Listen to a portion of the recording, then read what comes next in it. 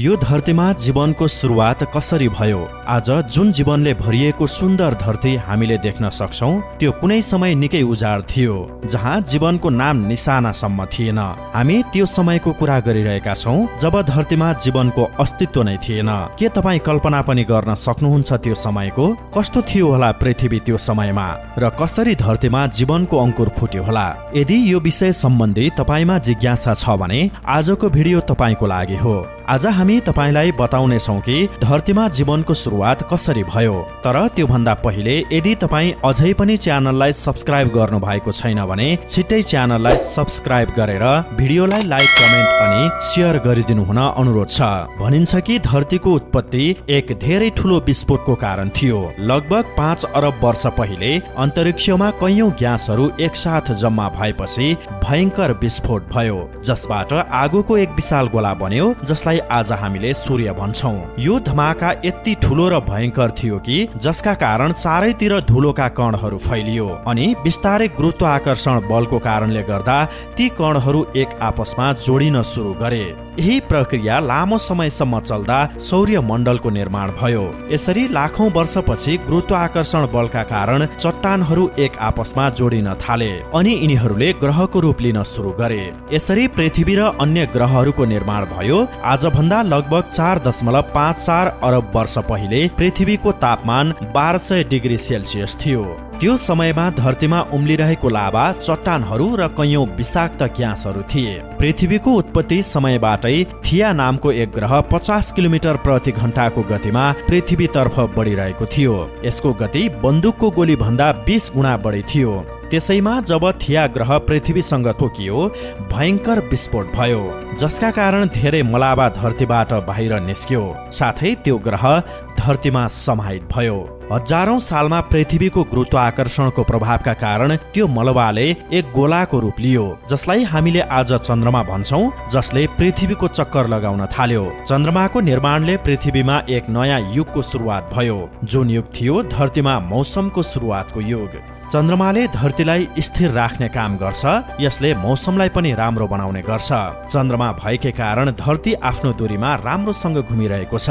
वास्तवमा जुन टक्करबाट चन्द्रमा बनेको थियो, उसकै कारण धरती एकतर्फ मोडियो र धरतीलाई एक अर्को चीज मिल्यो, जसको नाम थियो मौसम। आजबाट 440 करोड वर्ष पहिले धरतीमा यति ताप थियो कि यहाँ पानी उपलब्ध हुन सम्भव थिएन, तर वायुमण्डलमा पानीको भाप उपलब्ध थियो।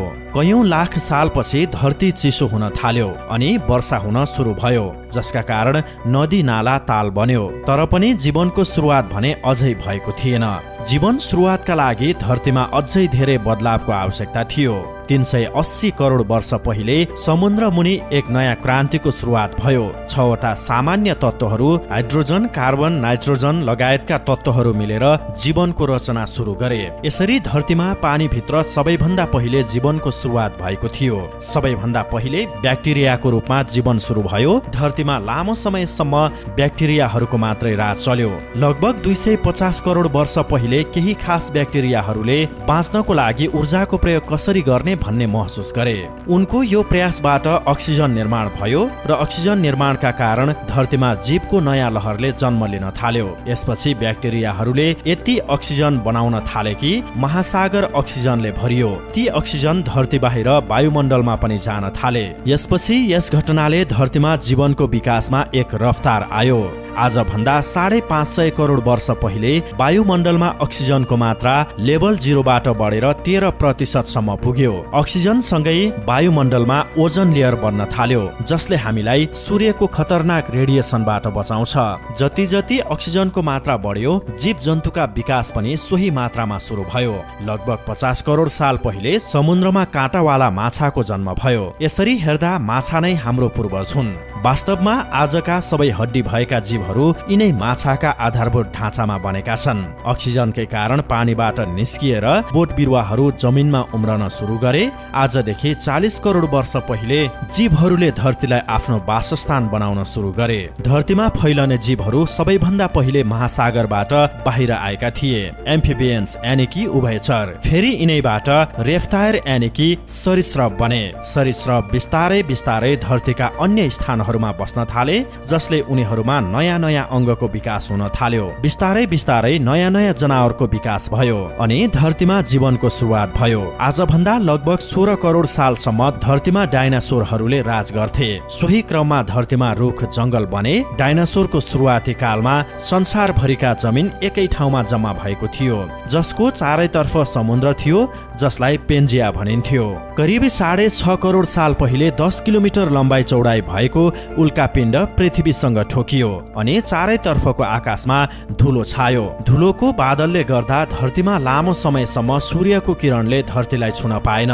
यसै क्रममा तापमान निकै तीव्र गतिमा घट्न थाल्यो, जसका कारण धरतीको सबैभन्दा ठूलो जीव डाइनासोरको अन्त्य भयो। डाइनासोरको समाप्ति भएको केही वर्षपछि बाँदरहरूको अस्तित्व सुरु भयो। 5 करोड वर्ष पहिले हाम्रो पूर्वज धरतीमा विकसित भएका थिए। त्यो समय धरती निकै तातो थियो। धरतीको तापक्रम यति धेरै थियो कि उत्तरी ध्रुव र दक्षिणी ध्रुवमा जंगल हुने गर्थ्यो।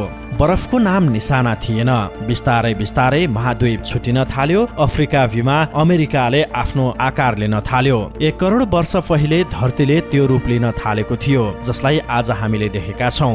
बिस्तारै बिस्तारै पृथ्वीको तापमान चिसो हुन थाल्यो अनि पृथ्वी आइस एज तर्फ जान थाल्यो। फेरि पृथ्वीमा बिस्तारै बिस्तारै विकासको प्रक्रिया सुरु हुन थाल्यो, जो आजसम्म जारी छ। मानवको विकास बाँदरबाट भएको हो, यो हामीलाई पनि थाहा छ, तर यो काम एक दिनमा होइन, सदियौंमा भएको थियो र आज पनि विकासको यो प्रक्रिया लगातार चलिरहेको छ। यसको अन्त्य पृथ्वीको अन्त्यसँगै हुनेछ। यो जानकारी तपाईलाई कस्तो लाग्यो हाम्रो कमेन्ट सेक्सनमा लेख्नुहोला।